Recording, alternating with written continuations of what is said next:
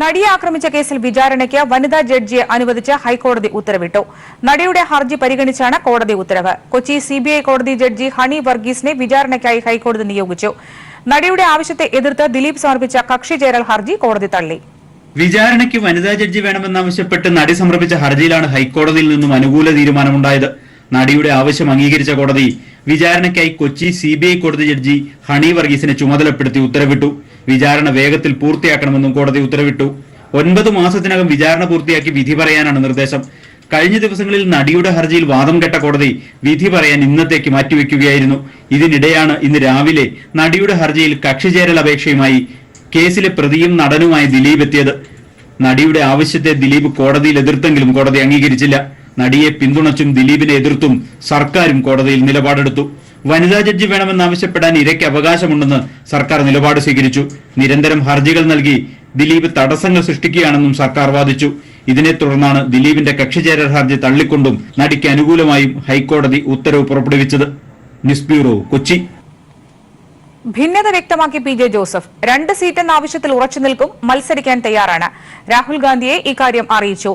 നിഷയെ മത്സരിപ്പിക്കുന്ന കാര്യം പാർട്ടി തീരുമാനിച്ചതല്ല എന്നും ജോസഫിന്റെ ഒളിയമ്പ്. സീറ്റ് വിഭജനവുമായി ബന്ധപ്പെട്ട ഉഭയകക്ഷി ചർച്ച നാളെ കൊച്ചിയിൽ നടക്കാനിരിക്കെയാണ് വിഭാഗീയത വ്യക്തമാക്കി പി ജെ ജോസഫ് രംഗത്തെത്തിയത്. ലോക്സഭാ തെരഞ്ഞെടുപ്പിൽ കേരള കോൺഗ്രസിന് 2 സീറ്റ് വേണമെന്ന ആവശ്യത്തിൽ നിന്ന് പിന്നോട്ടില്ലെന്ന നിലപാടാണ് പി ജെ ജോസഫ് വ്യക്തമാക്കിയത്. തെരഞ്ഞെടുപ്പിൽ കോട്ടയത്തിന് പുറമെ ചാലക്കുടി സീറ്റാണ് ആവശ്യപ്പെടാൻ ഉദ്ദേശിക്കുന്നത്. ആര് മത്സരിക്കണമെന്ന് പാർട്ടി തീരുമാനിക്കുമെന്ന് ചൂണ്ടിക്കാട്ടിയ പി ജെ ജോസഫ് 2 സീറ്റെന്ന ആവശ്യം രാഹുൽ ഗാന്ധിയെ അറിയിച്ചിട്ടുണ്ടെന്നും വ്യക്തമാക്കി. അതുകൊണ്ട് ഞങ്ങൾ പറഞ്ഞു, ഇന്ന് കേരള കോൺഗ്രസ് യോജിച്ച കേരള കോൺഗ്രസ് 2 സീറ്റെങ്കിലും ഉണ്ടായിരുന്നു. പാർട്ടി ഭിന്നിച്ച് 2 വയസ്സായപ്പോൾ 2 മുന്നണിയിൽ ഓരോ സീറ്റ് യോജിച്ച പശ്ചാത്തലത്തിൽ ഐക്യജനാധിപത്യം കൊണ്ട് 2 സീറ്റ് കിട്ടേണ്ടതെന്നാണ്. കോട്ടയത്തിന് പുറമെ ഇടുക്കിയോ പഴയ മുഹമ്മദ് ഭാഗമായ ചാലക്കുടിയോ വേണമെന്നാണ് ഞാൻ ഉന്നയിച്ചിരിക്കുന്നത്. മത്സരിക്കാനുള്ള ആഗ്രഹവും പി ജെ ജോസഫ് വെളിപ്പെടുത്തി. ലോക്സഭയിലേക്ക് പോയാൽ കൊള്ളാമെന്നും മത്സരിക്കാൻ ആഗ്രഹമുണ്ടെന്നുമായിരുന്നു ജോസഫിന്റെ പ്രതികരണം. അതേസമയം കോട്ടയത്ത് നിഷ ജോസ് കെ മാണിയെ മത്സരിപ്പിക്കുന്ന കാര്യം പാർട്ടി തീരുമാനിച്ചിട്ടില്ലെന്നും പി ജെ ജോസഫ് കൂട്ടിച്ചേർത്തു. ഇതിന് പിന്നാലെ തെരഞ്ഞെടുപ്പിൽ സ്ഥാനാർത്ഥിയാകാനില്ലെന്ന് നിഷ ജോസ് കെ മാണിയും പറഞ്ഞു. ഇല്ല, ഒരിക്കലും ഇല്ല. അത് നേരത്തെ ഞാൻ പറഞ്ഞിട്ടുള്ള കാര്യമാണ്. ഈ തെരഞ്ഞെടുപ്പിന് മത്സരിക്കുന്നില്ല എന്നുള്ളത് നേരത്തെ തന്നെ പറഞ്ഞ് നമ്മൾ അതൊക്കെ പറഞ്ഞ് ഗുഡ് ബൈ ഒക്കെ പറഞ്ഞു പോയതാണല്ലോ. പിന്നെ വീണ്ടും ഇങ്ങനെ ഒരു ചോദ്യം, എനിക്കറിയില്ല എന്തുകൊണ്ടാണ് ഇങ്ങനെ ഒരു ന്യൂസ് വരുന്നത്. തനിക്ക് പാർട്ടിയിൽ അംഗത്വം പോലുമില്ലെന്നും എന്നാൽ കേരള കോൺഗ്രസിനെ പിന്തുണയ്ക്കുമെന്നുമാണ് നിഷയുടെ നിലപാട്. News bureau, Kottayam. ഘടകകക്ഷികൾക്ക് അധിക സീറ്റെന്ന ആവശ്യം നിറവേറ്റാൻ പ്രായോഗിക ബുദ്ധിമുട്ടുണ്ടെന്ന് UDF കൺവീനർ ബെന്നി ബെഹനാൻ. ദേശീയ തലത്തിൽ ഇപ്പോൾ പ്രാധാന്യം കോൺഗ്രസ് കൂടുതൽ സീറ്റിൽ വിജയിക്കുക എന്നതിനാണ്. അത് മനസ്സിലാക്കാനുള്ള വിവേകം ഘടകകക്ഷികൾക്കുണ്ട്. 2014 തെരഞ്ഞെടുപ്പിലുണ്ടായ സീറ്റ് വിഭജന മാനദണ്ഡമായിരിക്കും ഇത്തവണയെന്നും ബെന്നി ബെഹനാൻ കൊച്ചിയിൽ പറഞ്ഞു. മുന്നണിയുടെ പ്രായോഗികത എന്ന് പറയുന്നത് ഈ പ്രാവശ്യം ജനാധിപത്യ മുന്നണിക്ക് കൂടുതൽ സീറ്റ് വാങ്ങണം. ദേശീയ തലത്തിൽ BJP RSS സംഘപരിവാർ കൂട്ടുകെട്ടിനെയും ശ്രീ മോഡിയുടെ ഭരണം അവസാനിപ്പിക്കുന്നതിന് കോൺഗ്രസിന് കൂടുതൽ സീറ്റ് കിട്ടണം, ഇന്ത്യൻ നാഷണൽ കോൺഗ്രസിന്. അപ്പോൾ ഇന്ത്യൻ നാഷണൽ കോൺഗ്രസിന് കൂടുതൽ സീറ്റ് കിട്ടുന്നതാണ് ഈ തെരഞ്ഞെടുപ്പിൽ ദേശീയ തലത്തിലുള്ള പ്രാധാന്യം. അത് കോൺഗ്രസിനെ പോലെ തന്നെ ഉൾക്കൊള്ളുന്നവരാണ് ഇവിടുത്തെ ഘടകകക്ഷികളും. അത് ലീഗാണെങ്കിലും അത് കേരള കോൺഗ്രസ് ആണെങ്കിലും മറ്റ് ഘടകകക്ഷികളാണെങ്കിലും എല്ലാവരും ഉൾക്കൊള്ളുന്നുണ്ട്. അതുകൊണ്ട് ഈ തെരഞ്ഞെടുപ്പിൽ മുന്നണിയുടെ പ്രായോഗികത കൂടുതൽ സീറ്റ് വാങ്ങുക, ദേശീയ തലത്തിൽ കോൺഗ്രസിനെ കൂടുതൽ ശക്തിപ്പെടുത്തുക എന്നുള്ളതാണ്. അതാണ് അതിൻ്റെ പൊതു മാനദണ്ഡം. ആ മാനദണ്ഡത്തിനകത്ത് നിന്നുകൊണ്ട് ചർച്ചകൾ വരും. കഴിഞ്ഞ പ്രാവശ്യം ഉണ്ടായ സീറ്റ് വിഭജനം അതിനൊരു പൊതു മാനദണ്ഡത്തിന്റെ അടിസ്ഥാനത്തിൽ കഴിഞ്ഞ പ്രാവശ്യം നടന്നത്. ആ മാനദണ്ഡം തന്നെയായിരുന്നു ഈ പ്രാവശ്യം ഉണ്ടാവുന്നത്. മാണിയെയും ജോസഫിനെയും പരസ്പരം പിളർത്താൻ ശ്രമിക്കുന്നത് കോൺഗ്രസ് ആണെന്ന് കോടിയേരി. ചെന്നിത്തല ജോസഫിനെ പിന്തുണയ്ക്കുന്നത് മാണിയെ തളർത്താനെന്നും കോടിയേരി ബാലകൃഷ്ണൻ പറഞ്ഞു. കേരള കോൺഗ്രസിനെ 2ആക്കാൻ രമേശ് ചെന്നിത്തല തീരുമാനിച്ചിരിക്കുകയാണ്. അതിന്റെ ഭാഗമായി PJ ജോസഫിന് എല്ലാ പിന്തുണയും രമേശ് ചെന്നിത്തല വാഗ്ദാനം ചെയ്തിട്ടുണ്ട്. കേരള കോൺഗ്രസ് പിളരുന്നുണ്ടെങ്കിൽ കോൺഗ്രസ് ആണ് കേരള കോൺഗ്രസിനെ പിളർക്കുന്നത്. അല്ലെങ്കിൽ ഒരു മുന്നണിയിലൊരു കക്ഷി പിളരുമോ? അപ്പോൾ നിങ്ങൾ പിളർന്നാലും നിങ്ങൾക്ക് സംരക്ഷണം ചെയ്യാം എന്ന് പറഞ്ഞ് KM മാണിയുടെ ദുർബലപ്പെടുത്തുക എന്നുള്ളതാണ് കോൺഗ്രസിൻ്റെ അജണ്ട. അത് KM മാണിയുടെ പാർട്ടിയെ ഒതുക്കാൻ കുറേ കാലമായിട്ട് കോൺഗ്രസിൽ ഒരു വിഭാഗം ശ്രമിക്കുന്നുണ്ട്. അവരുടെ ഒത്താശയോട് കൂടിയിട്ടാണ് ഇപ്പോൾ കേരള കോൺഗ്രസ് നടക്കുന്ന വിവാദം. ഭാഗ്യശക്തികൾ ആണ് ഇപ്പോൾ കേരള കോൺഗ്രസിൽ ഇടപെട്ട് ഇപ്പോൾ കലാപം ഉണ്ടാക്കുന്നത്. കാസർഗോഡ് കല്ലിയോട് ഗ്രാമത്തിൽ കോൺഗ്രസ് അക്രമ ഭീകരത തുടരുന്നു. അക്രമങ്ങളെ തുടർന്ന് വീട് വിട്ടു പോകേണ്ടി വന്ന CPIM പ്രവർത്തകർക്ക് സ്വന്തം വീടുകളിലേക്ക് മടങ്ങുന്നതിന് ഭീഷണി. മേഖലയിൽ സമാധാന പുനഃസ്ഥാപനത്തിന് നാളെ ഉച്ചയ്ക്ക് 2-ന് മന്ത്രി E. ചന്ദ്രശേഖരന്റെ അധ്യക്ഷതയിൽ കാസർഗോഡ് കളക്ടറേറ്റിൽ സർവകക്ഷി യോഗം ചേരും. കോൺഗ്രസ് സ്വാധീന മേഖലയായ പെരിയ കല്ലിയോട് ഗ്രാമം ഇപ്പോഴും അക്രമഭീതിയിൽ. 2 പ്രവർത്തകരുടെ കൊലയെ തുടർന്നുണ്ടായ കൊലവിളിയും ആക്രമണ ഭീഷണിയും കോൺഗ്രസ് തുടരുന്നതിനാൽ ജീവഭയം മൂലം ഒഴിഞ്ഞുപോയ CPIM അനുഭാവി കുടുംബങ്ങൾക്ക് തങ്ങളുടെ വീടുകളിലേക്ക് തിരിച്ചെത്താനാകുന്നില്ല. പല വീടുകളും പൂർണ്ണമായി അഗ്നിക്കിരയായി. കൊള്ളയും നടന്നു. വാസയോഗ്യമല്ലാത്ത നിലയിലാണെങ്കിലും തങ്ങളുടെ വീടുകളിലേക്ക് മടങ്ങിപ്പോകാൻ ആഗ്രഹിക്കുന്നവരെ കോൺഗ്രസുകാർ ആക്രമണ ഭീഷണി മുഴക്കി മടക്കി അയക്കുകയാണ്. 1/2 ഡസനോളം കുടുംബങ്ങളാണ് ഈ സ്ഥിതിവിശേഷം നേരിടുന്നത്.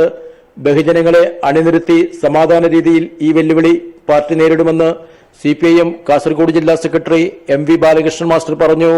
നമ്മുടെ ഒരു ഏറ്റവും അവസാനത്തെ ഒരു ആവാസ കേന്ദ്രമാണ് വീട് എന്ന് പറയുന്നത്. അത് കോൺഗ്രസോ കമ്മ്യൂണിസ്റ്റോ അല്ലെങ്കിൽ BJPയോ ലീഗോ ഇതൊന്നുമല്ല, മനുഷ്യർ ജീവിക്കുന്ന പ്രദേശമാണ് വീട്. ഈ വീട് ആക്രമിക്കുക എന്ന് പറഞ്ഞാൽ അത് അങ്ങേയറ്റത്തെ തെറ്റായ നടപടിയായിട്ട് CPM കരുതുകയാണ്. അതുകൊണ്ട് ഞങ്ങൾ ആക്രമണത്തിനില്ല, ഞങ്ങൾ കായികമായി ഒരു സംഭവം നടത്താൻ ഉദ്ദേശിക്കുന്നില്ല. മാത്രമല്ല ഒരാളുടെയും വീടോ പീടുകയോ എതിരാളികളെ നശിപ്പിക്കാൻ ഈ പാർട്ടി ഉദ്ദേശിക്കുന്നില്ല. പെരിയ കൊലപാതകത്തിൽ CBI അന്വേഷണം ആവശ്യപ്പെട്ട് യൂത്ത് കോൺഗ്രസ് പ്രവർത്തകർ കാസർഗോഡ് പോലീസ് മേധാവിയുടെ ഓഫീസിലേക്ക് നടന്ന മാർച്ച് അക്രമാസക്തമായി. ജലപീരങ്കി ഉപയോഗിച്ച് പോലീസ് സമരക്കാരെ പിരിച്ചുവിട്ടു. സംസ്ഥാന പ്രസിഡന്റ് ഡീൻ കുര്യാക്കോസ് സമരം ഉദ്ഘാടനം ചെയ്തു. CBI അന്വേഷണം പ്രഖ്യാപിക്കും വരെ പ്രക്ഷോഭം തുടരുമെന്ന് ഡീൻ കുര്യാക്കോസ് പറഞ്ഞു. News bureau, Kasaragod. പെരിയ കൊലപാതകത്തിൽ കുറ്റക്കാരായി കണ്ടെത്തിയവരെ പാർട്ടി പുറത്താക്കിയിട്ടുണ്ടെന്ന് CPIM general secretary Sitaram Yechury. ആരു ഉൾപ്പെടുന്നെങ്കിലും കടുത്ത നടപടി സ്വീകരിക്കുമെന്ന് പാർട്ടി നേരത്തെ വ്യക്തമാക്കിയതാണെന്നും യെച്ചൂരി തിരുവനന്തപുരത്ത് പ്രതികരിച്ചു. Our party has expelled those people who are involved in it, and we have said that whoever from our party is found to be associated with it, we'll take very stringent, strict action. We don't approve of these sort of things. CPM is very clear, and that has already been made clear. പെരിയയിൽ മരിച്ചവരുടെ വീട് സന്ദർശിച്ചാൽ മുഖ്യമന്ത്രിയെ അപമാനിക്കാൻ കോൺഗ്രസ് തയ്യാറെടുപ്പ് നടത്തിയിരുന്നതായി P. Karunakaran MP. മരിച്ചവരുടെ വീട് സന്ദർശിക്കാൻ മുഖ്യമന്ത്രി താൽപര്യം അറിയിച്ച വിവരം DCC പ്രസിഡന്റ് ഹക്കീം കുന്നിലിനെ താൻ അറിയിച്ചു. പ്രതിപക്ഷ നേതാവുമായി ആലോചിച്ച് പറയാം എന്ന് പറഞ്ഞ കോൺഗ്രസ് ഇതുവരെ മറുപടി നൽകിയിട്ടില്ല. ഇത് മറച്ചുവെച്ചാണ് മുഖ്യമന്ത്രി മരിച്ചവരുടെ വീട് സന്ദർശിക്കണം എന്ന് KPCC പ്രസിഡന്റ് ആവശ്യപ്പെടുന്നത്. കല്യോട്ട് പ്രദേശത്ത് കോൺഗ്രസുകാർ നടത്തിയ അക്രമങ്ങളും കൊള്ളയടിയും പുറത്തറിയാതിരിക്കാനാണ് CPM നേതാക്കൾ കൊലപാതകിയുടെ വീട് സന്ദർശിച്ചു എന്ന് പ്രചരിപ്പിക്കുന്നതെന്നും കരുണാകരൻ പറഞ്ഞു. രാജ്യത്തെ 5 വിമാനത്താവളങ്ങൾ ഒറ്റയടിക്ക് അദാനി ഗ്രൂപ്പിന് തീറെഴുതാൻ കളമൊരുങ്ങുന്നു. തിരുവനന്തപുരം അടക്കമുള്ള രാജ്യത്തെ തന്ത്രപ്രധാനമായ 5 വിമാനത്താവളങ്ങളുടെ ലേല നടപടിയിൽ അദാനി ഗ്രൂപ്പിന് മുൻതൂക്കം. 30,000 കോടി വിലമതിക്കുന്ന തിരുവനന്തപുരം വിമാനത്താവളം 50 വർഷത്തേക്കാണ് അദാനിക്ക് ലഭിക്കുക. തിരുവനന്തപുരം അടക്കമുള്ള 5 വിമാനത്താവളങ്ങളുടെ നടത്തിപ്പ് അദാനി ഗ്രൂപ്പിന് ലഭിച്ചേക്കും. ഇന്ന് ദില്ലിയിൽ നടന്ന ഫിനാൻഷ്യൽ ബിഡിൽ അദാനി ഗ്രൂപ്പ് മറ്റുള്ളവരെക്കാൾ ഉയർന്ന തുക കോട്ട് ചെയ്തതോടെയാണ് നടത്തിപ്പ് അവർക്ക് ലഭിക്കുമെന്ന് ഉറപ്പായത്. തിരുവനന്തപുരം വിമാനത്താവളത്തിനു വേണ്ടി ക്ലോസ്ഡ് ടെൻഡറിൽ 168 കോടി രൂപ അദാനി കോട്ട് ചെയ്തപ്പോൾ കേരള സർക്കാരിന്റെ KSIDCക്ക് വേണ്ടി ടിയാൽ 135 കോടി രൂപ കോട്ട് ചെയ്തു. 3-ാം സ്ഥാനത്തുള്ള GMR ഗ്രൂപ്പ് 63 കോടി രൂപ മാത്രമാണ് കോട്ട് ചെയ്തത്. ഇതടക്കം 5 വിമാനത്താവളങ്ങളിലും അദാനി ഗ്രൂപ്പ് 1-ാം സ്ഥാനത്തെത്തി. അഹമ്മദാബാദിനു വേണ്ടി 177 കോടിയും ജയ്പൂരിന് വേണ്ടി 174 കോടിയും ലക്നൌ വിമാനത്താവളത്തിനു വേണ്ടി 171 കോടിയും മംഗലാപുരത്തിനു വേണ്ടി 115 കോടി രൂപയുമാണ് അദാനി ഫിനാൻഷ്യൽ ബിഡിൽ കോട്ട് ചെയ്തത്. ഗുവാഹട്ടി എയർപോർട്ടിന്റെ ലേല നടപടികൾ കോടതി തടഞ്ഞതിനാൽ പിന്നീടാവും ഫിനാൻഷ്യൽ ബിഡ് നടക്കുക. 28-ന് ഫിനാൻഷ്യൽ ബിഡ് തുറക്കും. ഉയർന്ന തുക കോട്ട് ചെയ്തതിനാൽ അദാനിക്ക് തന്നെ 5 വിമാനത്താവളങ്ങളും ലഭിക്കാനാണ് സാധ്യത. മോദി സർക്കാരിന്റെ കള്ളക്കളിയാണ് അദാനി ഫിനാൻഷ്യൽ ബിഡിൽ യോഗ്യത നേടാൻ കാരണം. 50 വർഷത്തേക്കാണ് അദാനിക്ക് തിരുവനന്തപുരം വിമാനത്താവളം ലഭിക്കുക. വിമാനത്താവള നടത്തിപ്പിൽ മുൻപരിചയമുള്ള കമ്പനികൾ മാത്രമേ ടെക്നിക്കൽ ബിഡിൽ പങ്കെടുക്കാവൂ എന്ന വ്യവസ്ഥ കേന്ദ്ര സർക്കാർ ഒഴിവാക്കിയതാണ് അദാനിക്ക് ഒറ്റയടിക്ക് ഇത്രയും വിമാനത്താവളങ്ങൾ ലഭിക്കാൻ കാരണം? കേരള സർക്കാരിന്റെ കമ്പനിയായ ടിയാൽ യോഗ്യത നേടാതിരിക്കാൻ റൈറ്റ് ഓഫ് ഫസ്റ്റ് റെഫ്യൂസൽ വ്യവസ്ഥ 10% നിജപ്പെടുത്തിയതും അദാനിക്ക് നേട്ടമായി. മംഗലാപുരം വിമാനത്താവളത്തിന് വേണ്ടി രംഗത്തുണ്ടായിരുന്ന കൊച്ചി വിമാനത്താവള കമ്പനിയും ബിഡിൽ വെട്ടിനിരത്തപ്പെട്ടു.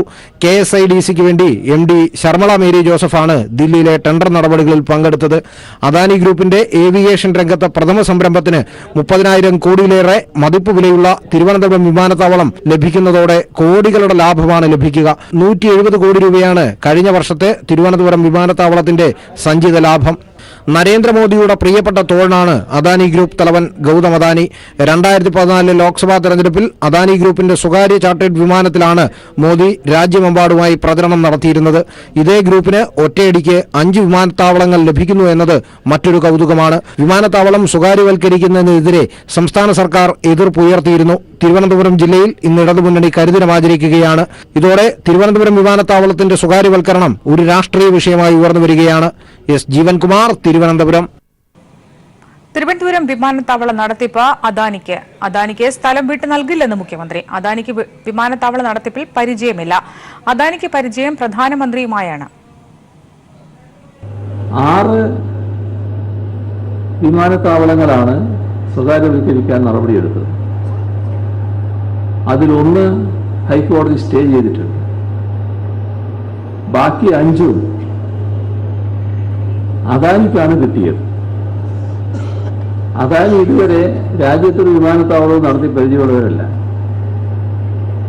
എന്നാൽ നേരത്തെ മുതൽക്കേ രാജ്യത്തിനറിയാം നരേന്ദ്രമോദിയും അദാനിയും ഒക്കെ നല്ല പരിചയക്കാരാണ് എന്നുള്ളത്. ആ പരിചയമല്ലാതെ വിമാനത്താവളം നടത്തിയുള്ള പരിചയം ആ കമ്പനിക്ക് ഇതേവരെ ഉണ്ടായിട്ടില്ല. പശ്ചാത്തല സൗകര്യ വികസനവുമായി ബന്ധപ്പെട്ട കാര്യങ്ങൾ അതിവേഗതയിലാണ് നമ്മുടെ നാട്ടിൽ നടക്കുന്നത്. ഇതൊന്നും 1000 ദിവസം മുൻപ് സ്വപ്നം കാണാൻ പോലും കഴിയുമായിരുന്നില്ല. നടക്കില്ല എന്ന് വിചാരിച്ച കാര്യങ്ങളാണ്. അതാണ് ഇപ്പോൾ യാഥാർത്ഥ്യമായിട്ടുള്ളത്. Kanichukulangara pilgrim tourist facilitation centre മുഖ്യമന്ത്രി ഉദ്ഘാടനം ചെയ്തു. ക്ഷേത്രത്തിലെ നിലനിന്നിരുന്ന അനാചാരങ്ങൾ നീക്കിയതുകൊണ്ട് ക്ഷേത്ര ചൈതന്യത്തിന് യാതൊരു കുഴപ്പവും സംഭവിച്ചിട്ടില്ലെന്ന് വെള്ളാപ്പള്ളി നടേശൻ. വെള്ളാപ്പള്ളിയുടെ പുരോഗമനപരമായ നിലപാട് സ്വാഗതാർഹമെന്ന് മുഖ്യമന്ത്രി. കണിച്ചുകുളങ്ങര ക്ഷേത്രത്തിന് അനുവദിച്ച പുതിയ കെട്ടിടത്തിന്റെ നിർമ്മാണ ഉദ്ഘാടന വേളയിലാണ് ക്ഷേത്രം പ്രസിഡന്റും SNDP യോഗം ജനറൽ സെക്രട്ടറിയും കൂടിയായ വെള്ളാപ്പള്ളി നടേശൻ ആചാരങ്ങൾ കാലാനുസൃതമായി മാറ്റം വരുത്തേണ്ടതാണെന്ന് തെളിവ് സഹിതം വിശദീകരിച്ചത്. ആറുവിട്ടുണ്ടായിരുന്നു. ഇതെല്ലാം അനാചാരമാണ് എന്ന് കണ്ടുകൊണ്ട് അതെല്ലാം മാറ്റി. ദേവിക്ക് ഒരു കുഴപ്പവും പറ്റിയില്ല, ഞങ്ങൾക്കൊരു വിരോധവും വന്നില്ല. പടയണി മാറ്റി ആറാട്ട് ആനപ്പുറത്ത് കാട്ടിക്കിടക്കുന്ന ആനയെ കൊണ്ട് മനുഷ്യരുടെ കൊണ്ടുവന്നിട്ട് പലയിടത്തും പല അപകടങ്ങളും സംഭവിക്കുന്നത് മനസ്സിലാക്കി ആറാട്ടിന് ആന വേണ്ട എന്ന് തീരുമാനിച്ച് അതിനു പകരം ആറാട്ടിന് വേണ്ടി ജീവിത തയ്യാറാക്കി മനോഹരവും സുന്ദരവുമായി ഞങ്ങൾ ഉത്സവം നടത്തുന്നു. ഒരു ദേവീ കോപം ഉണ്ടായില്ല. 82 വയസ്സുകാരനായ ഞാൻ ഇന്നും ചക്കക്കുരു പോലെ ഇപ്പോഴും നിങ്ങളുടെ മുമ്പിലിരിക്കുന്നത് ദേവിയുടെ കാരുണ്യം കൊണ്ടാണ്. അതിനുശേഷം മുഖ്യമന്ത്രിയും വെള്ളാപ്പള്ളി നടേശന്റെ വാക്കുകളെ സ്വാഗതം ചെയ്തു. ആചാരമൊന്നും മാറാൻ പാടില്ല എന്ന് പറയുന്ന ഒരു കാലമാണ്. അപ്പൊ അദ്ദേഹം തന്നെ പറയുകയുണ്ടായി, ഇവിടെ കോഴിവെട്ടുണ്ടായിരുന്നു, അത് വേണ്ടാന്ന് വെച്ചു. മൃഗത്തെ ബലികൊടുക്കുന്ന പരിപാടിയായിരുന്നു, അത് വേണ്ടാന്ന് വെച്ചു. അങ്ങനെ ആചാരങ്ങളെല്ലാം മാറിയതുകൊണ്ട് ദേവിയുടെ ശക്തി കുറയുകയല്ല ചെയ്തത്. സുധാകരനെ പോലത്തെ ഒരാള് അസുഖമായിട്ട് കിടക്കുമ്പോൾ അദ്ദേഹത്തെ ഇവിടെ കൊണ്ടുവരാനടക്കമുള്ള ശക്തിയിലേക്ക് ദേവി ശക്തിപ്പെട്ടുവെന്നാണ് അദ്ദേഹം ഇവിടെ പറഞ്ഞത്. അപ്പോൾ ആചാരം ഓരോ കാലത്തും ലംഘിക്കപ്പെട്ടിട്ടുണ്ട്, മാറി വന്നിട്ടുണ്ട്, കാലാനുസൃതമാക്കപ്പെട്ടിട്ടുണ്ട് എന്നാണ് അദ്ദേഹം പറയാതെ പറഞ്ഞു വെച്ചത്. രാവിലെ 8:30 കണിച്ചുകുളങ്ങരയിലെ വെള്ളാപ്പള്ളിയുടെ വസതിയിൽ മുഖ്യമന്ത്രിയും മറ്റു മന്ത്രിമാരും എത്തിയത്. വെള്ളാപ്പള്ളിയുടെ കുടുംബാംഗങ്ങളുമായി കൂടിക്കാഴ്ച നടത്തിയ ശേഷമാണ് മുഖ്യമന്ത്രിയും മന്ത്രിമാരും ഉദ്ഘാടന ചടങ്ങിനായി ക്ഷേത്രത്തിലേക്ക് പോയത്. Shajahan, news bureau, Alappuzha. മതേതരത്വത്തിന് വെല്ലുവിളി ഉയർത്തുന്നവരെ അധികാരത്തിൽ നിന്ന് താഴെ ഇറക്കണമെന്ന് CPM general secretary Sitaram Yechury. Pulwama ഭീകരാക്രമണത്തിൽ തിരിച്ചടിക്കുമെന്ന് പറയുന്നവർ എന്തുകൊണ്ട് ഭീകരാക്രമണങ്ങൾ ആവർത്തിക്കപ്പെടുന്നു എന്നതിന് മറുപടി പറയണമെന്നും യെച്ചൂരി ആവശ്യപ്പെട്ടു. രാജ്യത്തിന്റെ വൈവിധ്യം തകർക്കാനുള്ള ശ്രമമാണ് നടക്കുന്നതെന്ന് മുഖ്യമന്ത്രി പിണറായി വിജയൻ പറഞ്ഞു. ജനാധിപത്യത്തിന്റെ മൂല്യങ്ങളെ യുവതലമുറയ്ക്ക് പകർന്നാണ് ഫെസ്റ്റിവൽ ഓൺ ഡെമോക്രസിയുടെ ഭാഗമായി 3 ദിവസമായി തിരുവനന്തപുരത്ത് നടന്ന ദേശീയ വിദ്യാർത്ഥി പാർലമെന്റ് സമാപിച്ചത്. ഭീതിയും വിദ്വേഷവുമാണ് ബിജെപി രാജ്യത്ത് വിതച്ചതെന്ന് പറഞ്ഞ യെച്ചൂരി രാജ്യത്തിന് വേണ്ടത് നേതാവിനെയല്ല നീതിയാണെന്നും ഓർമ്മപ്പെടുത്തി. 5 വർഷം കൊണ്ട് സാധിക്കാത്തതൊന്നും 58 വർഷമെടുത്താലും ചെയ്യാൻ സാധിക്കില്ലെന്നും സീതാറാം യെച്ചൂരി കൂട്ടിച്ചേർത്തു. This fundamental basis of the Indian Constitution, which is today under siege. Opposition saying we will stand with you, and the president of the ruling party going and saying only Modi government can do, the others cannot do. I think then it's the same Modi government that has been in power for 5 years. Why did Pathankot happen? Why did Uri happen? Why did Pulwama happen? Answer these questions. സാമൂഹിക സാമ്പത്തിക സമത്വം ഇല്ലാതാക്കുന്നതിനാണ് ജനാധിപത്യം പ്രാധാന്യം നൽകേണ്ടതെന്ന് മുഖ്യമന്ത്രി പിണറായി വിജയനും ഓർമ്മിപ്പിച്ചു. എല്ലാവരെയും തങ്ങൾക്ക് സ്വീകാര്യമായ രീതികളിലേക്ക് കൊണ്ടുവരണം എന്ന് ഒരു കൂട്ടർ ആഗ്രഹിക്കുകയും അതിന് ഭരണകൂടത്തിന്റെ പിന്തുണ ലഭിക്കുകയും ചെയ്യുമ്പോൾ നഷ്ടമാകുന്നത് ജനാധിപത്യ മൂല്യങ്ങളാണ്. ഈ പ്രവണതയ്ക്കെതിരെ ജാഗ്രത പുലർത്തേണ്ടതും യുവതലമുറയുടെ കടമയാണെന്ന് പ്രത്യേകം എടുത്തു പറയാൻ ആഗ്രഹിക്കുന്നു. വിവിധ സെഷനുകളിലായി ക്രിയാത്മകമായ ചർച്ചകൾക്കാണ് വിദ്യാർത്ഥി പാർലമെന്റ് വേദിയായത്. സമാപനത്തിന് മുന്നോടിയായി വിദ്യാർത്ഥികളുടെ ഘോഷയാത്ര നടന്നു. ഒപ്പം സൂര്യ കൃഷ്ണമൂർത്തിയുടെ സിംഫണി ഫോർ ഹാർമണി എന്ന സംഗീത വിരുന്നും മികവുറ്റതായി. വാർത്തകൾ തുടരുന്നു. കൊല്ലം MP പ്രേമചന്ദ്രനെ പിന്തുണച്ചും അഭിനന്ദിച്ചും BJP ഫ്ലെക്സ് ബോർഡ് സ്ഥാപിച്ചു. മാമൂട് പാർക്കിൽ ഹൈമാക്സ് സ്ഥാപിച്ചതിനാണ് BJPയുടെ അനുമോദനം. പ്രേമചന്ദ്രന് BJP നേതൃത്വവുമായി ബന്ധമുണ്ടെന്ന ആരോപണം നിലനിൽക്കെയാണ് പ്രേമചന്ദ്രന് വേണ്ടി BJPയുടെ വക പരസ്യം. കൊല്ലം കൊറ്റങ്കര പഞ്ചായത്തിലെ 20ാം വാർഡിലെ മാമൂട് ചിൽഡ്രൻസ് പാർക്കിന്റെ മുന്നിലാണ് പ്രേമചന്ദ്രൻ MPയെ അഭിനന്ദിച്ചുകൊണ്ട് BJP Mamood village committee board സ്ഥാപിച്ചത്. പാർക്കിൽ ഹൈമാസ്ക് ലൈറ്റ് സ്ഥാപിച്ചു നൽകിയതിന്റെ ഉപകാരസ്മരണയായാണ് ബോർഡ്. കൊല്ലം ബൈപ്പാസുമായി ബന്ധപ്പെട്ടുയർന്ന വിവാദത്തിൽ പ്രേമചന്ദ്രനെതിരെ ഉയർന്ന ആരോപണത്തിന് ശക്തി പകരുന്നതാണ് പുതിയ പരസ്യ ബോർഡ്. പല കാര്യങ്ങൾക്കും BJPയെ സഹായിക്കുന്ന പ്രേമചന്ദ്രന്റെ മുഖം തുറന്നു കാട്ടുന്ന രീതിയിൽ കൊറ്റങ്കരയിലെ മെമ്മോറിയൽ ചിൽഡ്രൻസ് പാർക്കിന് വേണ്ടി പ്രേമചന്ദ്രൻ അനുവദിച്ച ഹൈമാസ് ലൈറ്റിന് അഭിവാദ്യം അർപ്പിച്ചുകൊണ്ട് BJP കൊറ്റങ്കര വില്ലേജ് കമ്മിറ്റിയുടെ ഫ്ലെക്സ് ബോർഡുകളും അഭിവാദ്യം അർപ്പിച്ചുകൊണ്ടുള്ള ദൃശ്യങ്ങളുമാണ് നമ്മളെ പുറകിലായി കാണുന്നത്. ബൈപ്പാസ് ഉദ്ഘാടനത്തിന് പ്രധാനമന്ത്രിയെ കൊണ്ടുവന്നതിന് പിന്നിൽ പ്രേമചന്ദ്രനാണെന്ന് CPIM ആരോപിച്ച് രംഗത്ത് വന്നിരുന്നു. വരുന്ന ലോക്സഭാ തെരഞ്ഞെടുപ്പിൽ ദുർബല സ്ഥാനാർത്ഥിയെ ഇറക്കി UDF സ്ഥാനാർത്ഥിയുടെ വിജയം ഉറപ്പിക്കാനുള്ള BJP തന്ത്രമാണ് പ്രേമചന്ദ്രനെ അഭിനന്ദിക്കുന്ന ബോർഡ് സ്ഥാപിച്ചതിലൂടെ പുറത്തായത്. രാജ്കുമാർ, ന്യൂസ് ബ്യൂറോ, കൊല്ലം. ഈ വാർത്ത റിപ്പോർട്ട് ചെയ്ത രാജ്കുമാർ ഇപ്പോൾ തത്സമയം ചേരുന്നുണ്ട്. രാജ്കുമാർ, BJP നേതൃത്വവുമായി ബന്ധമുണ്ട് എന്ന ആരോപണം കുറച്ചുകൂടി സ്ഥാപിക്കുന്നതല്ലേ ഇപ്പോൾ ഈ ഫ്ലെക്സ് ബോർഡ്? ഇത് കഴിഞ്ഞ തെരഞ്ഞെടുപ്പ് വേളയിലും ഇതുപോലെ തന്നെ പ്രേമചന്ദ്രൻ BJP നേതൃത്വമായി ചർച്ച ചെയ്തിരുന്നു തുടങ്ങിയ ആരോപണം ഇടതുമുന്നണി അന്ന് ഉന്നയിച്ചിരുന്നു. ഇക്കുറി ഇതിന് ബൈപ്പാസ് ഉദ്ഘാടനത്തിന് മുഖ്യമന്ത്രി ബൈപ്പാസ് ഉദ്ഘാടനം ചെയ്യുമെന്ന് പ്രഖ്യാപിച്ചതിന് ശേഷം പ്രധാനമന്ത്രിയെ ഇവിടെ പങ്കെടുപ്പിക്കുമെന്ന് പറഞ്ഞ് രംഗത്ത് വന്നതും പ്രേമചന്ദ്രനാണെന്നുള്ള ആരോപണം ഉയർന്നിരുന്നു. BJPയുമായി അടുത്ത ബന്ധമാണ് പ്രേമചന്ദ്രൻ പുലർത്തി വരുന്നതെന്നുള്ള ഒരു ആരോപണം അദ്ദേഹത്തിനെതിരെ നിരന്തരം കൊല്ലത്ത് നിന്ന് ഉയർന്നുകൊണ്ടിരിക്കുകയാണ്. കോൺഗ്രസിനുള്ളിലും ഇത് പരസ്യമായി പറയുന്നില്ലെങ്കിലും രഹസ്യമായി തന്നെ ഇത് സംബന്ധിച്ച ഒരു പ്രചരണം നടക്കുന്നുണ്ട്. ഈ പശ്ചാത്തലത്തിലാണ് ഇപ്പോൾ മാമൂട് അദ്ദേഹം ഒരു ഹൈമാസ്ക് ലൈറ്റ് സ്ഥാപിച്ചു എന്ന പേരിൽ അഭിനന്ദിച്ചുകൊണ്ട് BJP ബോർഡ് സ്ഥാപിച്ചിരിക്കുന്നത്. ഇതിനു മുമ്പ് പല സ്ഥലങ്ങളിലും ഇതുപോലെ പ്രേമചന്ദ്രൻ BJP സ്വാധീനമുള്ള മേഖലയിൽ ബോർഡ് സ്ഥാപിച്ചിട്ടുണ്ടെങ്കിലും ഇതിനു മുമ്പൊന്നും ഇങ്ങനെ ഹൈമാസ്ക് ലൈറ്റുകൾ സ്ഥാപിച്ചിട്ടുണ്ടെങ്കിലും ഇതിനു മുമ്പൊന്നും ഇതുപോലെ അഭിനന്ദിച്ചുകൊണ്ടുള്ള ഒരു ബോർഡ് വെക്കാൻ BJP നേതൃത്വം തയ്യാറായിരുന്നില്ല.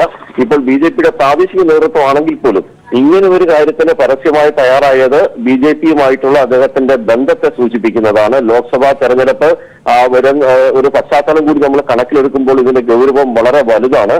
മാത്രമല്ല ഇതിന് ഈ BJPയുടെ സ്ഥാനാർത്ഥി ആരാണെന്ന് പോലും ഇനിയും നിശ്ചയിക്കപ്പെടാത്ത ഒരു സാഹചര്യത്തിലാണ് ഇങ്ങനെ ഒരു നീക്കവും കൂടി വന്നിരിക്കുന്നത്. ഇനി BJPയുടെ ഒരു സ്ഥാനാർത്ഥി ദുർബലനാകാനുള്ള സാധ്യത. കഴിഞ്ഞ തവണ BJPയുടെ സ്ഥാനാർത്ഥി ദുർബല സ്ഥാനാർത്ഥി നിർത്തിയായിരുന്നു പ്രേമചന്ദ്രൻ വിജയത്തിന് വേണ്ടിയുള്ള ചില കരുക്കൾ നീക്കിയത്. അതിനും ആ സ്ഥാനാർത്ഥി BJPയുടെ സ്ഥാനാർത്ഥി നിർണയത്തിൽ പോലും പ്രേമചന്ദ്രന് ബന്ധമുണ്ട് എന്ന ആരോപണം ശക്തമായിരുന്നു.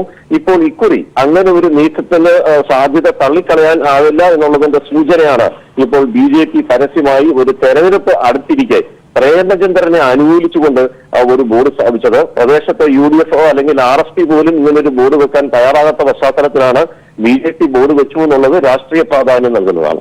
രാജ്കുമാർ, BJPയുടെ പ്രാദേശിക നേതൃത്വം ഇതുമായി ബന്ധപ്പെട്ട് എന്തെങ്കിലും ന്യായീകരണങ്ങൾ വെക്കുന്നുണ്ടോ മുന്നോട്ട്? ഇത് ഹൈമാസ്റ്റ് ലൈറ്റ് സ്ഥാപിച്ചതിനെ അഭിനന്ദിച്ചുകൊണ്ട് അവിടുത്തെ വാർഡ് മെമ്പർ കൂടി BJP നേതാവാണ്. അങ്ങനെ രണ്ടുപേരുടെ ചിത്രം വെച്ചുകൊണ്ടുള്ള ഒരു ബോർഡ് വെച്ചു എന്നുള്ള വാദമാണ് അവർ മുന്നോട്ട് വെക്കുന്നത്. പക്ഷേ തെരഞ്ഞെടുപ്പ് അടുത്തിരിക്കുന്ന പശ്ചാത്തലത്തിൽ ഏതെങ്കിലും രാഷ്ട്രീയ നേതൃത്വം ഇങ്ങനെ ഒരു കാര്യത്തിന് മുതിരുന്നത് അതിൽ ചില ഉദ്ദേശ ലക്ഷ്യങ്ങൾ ഉണ്ട് എന്നാണ് ഇടതുപക്ഷം ആരോപിക്കുന്നത്. കോൺഗ്രസുകാർക്കുള്ളിൽ പോലും ഈ അടക്കം പറച്ചിൽ ശക്തമാണ്. ശരി രാജ്കുമാർ.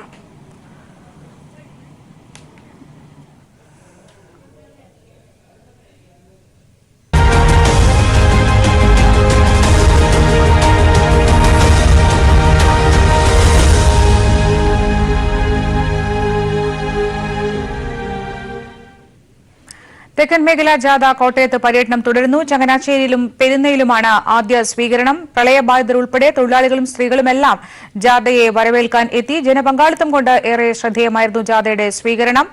വിവരങ്ങളുമായി പ്രശാന്ത് ചേരുന്നുണ്ട്. പ്രശാന്ത്, ഇപ്പോൾ ജാഥയ്ക്ക് എവിടെയാണ് സ്വീകരണം നൽകുന്നത്? എന്തൊക്കെയാണ് മറ്റു വിവരങ്ങൾ? കോട്ടയം ജില്ലയുടെയും ഇടുക്കിയുടെയും അതിർത്തി ഭാഗമായിട്ടുള്ള മുണ്ടക്കയത്താണ് ജാഥയ്ക്ക് ഇപ്പോൾ സ്വീകരണം നൽകിയിട്ടുള്ളത്. കോട്ടയം ജില്ലയിലെ അവസാന സ്വീകരണ പോയിന്റാണിത്. അതിനുശേഷം ജാഥ ഇവിടെ നിന്നും പീരുമേട്ടിലേക്ക് കടക്കും. പീരുമേട്ടാണ് ജാഥയുടെ ഇന്നത്തെ സമാപനം.